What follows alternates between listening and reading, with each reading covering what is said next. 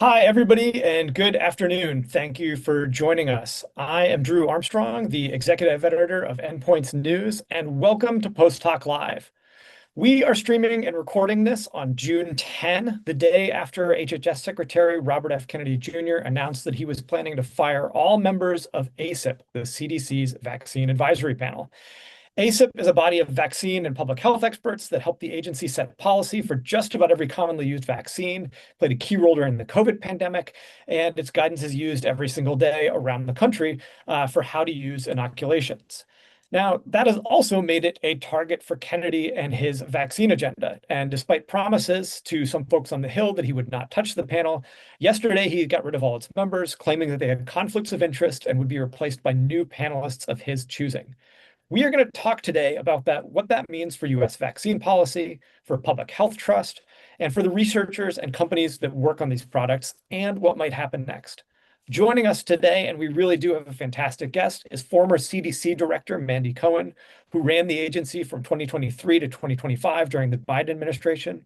Before the CDC, she ran North Carolina's Department of Public Health, and she's had a long career in public service. We're also welcoming back reporter Max Bayer, who's been covering this story for us every week and is looking at how the Trump administration is changing healthcare and pharmaceutical policy.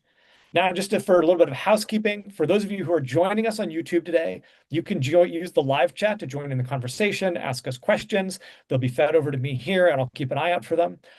You can also please hit the subscribe button at the bottom of your screen and you'll get alerts about other webcasts that we do. And if you're running late, the recordings are going to live on YouTube and on our channel. So Dr. Cohen, Max, welcome to Post-Hoc Live. I want to start this, Dr. Cohen. I mean, I think this was an announcement that in some ways was, quite surprising and shocking, and we all found out about it just about at the same time. But in other ways, I think has been telegraphed for quite a while now that this might happen. Just out of curiosity, I mean, where were you yesterday when you saw this news? What was your reaction? What was your take on all this yesterday and when these headlines and alerts started rolling in? Yeah, like I'm sure most folks, I saw it.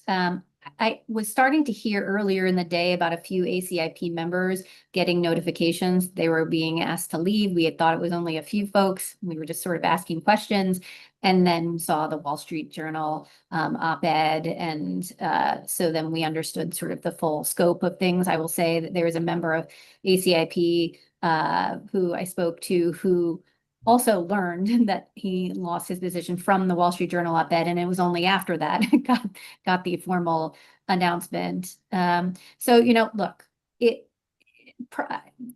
that was the only misstep here, I don't think we would all be here talking about it. I think we're here because of the concern about vaccine policy overall, and this is not just something that happens at the CDC. I think importantly, just to remind everyone that vaccine policy is both set by FDA and CDC.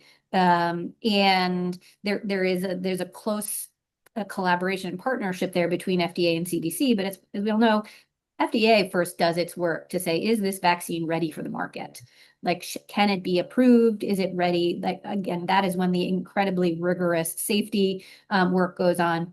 And then CDC's work is essentially, to your point, to set policy of who should those vaccines be for, which populations, particularly which populations should get them for free, right? So that is where the CDC comes in, because the CDC, by statute, has the obligation to say these vaccines should be free in the Vaccines for Children's program, and these vaccines should have no copay covered by private insurance, right? So that's really the role for CDC. FDA has already said, hey, it's on the market, it's out there.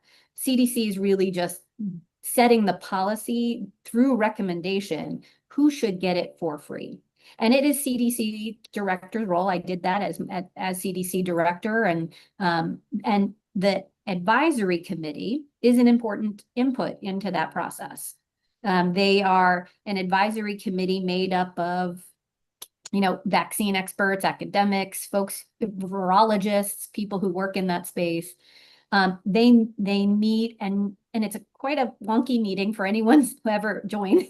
It's, if you're into that sort of thing, we are into that sort of thing. We love watching. Yeah, it's your Super Bowl. That's our whole job is watching it. Totally. It's like the NCAA tournament for you all. Yeah. But for some of us, we're like, wow, that's pretty weedy, but in a good way, right? They're going through data in a very transparent, open way. You all say, yeah, we go to those because the press is in the room. The public is in the room on those days, and they go through a process of looking at data and making an assessment and then ultimately taking a vote. Each individual takes a vote on what is going to ultimately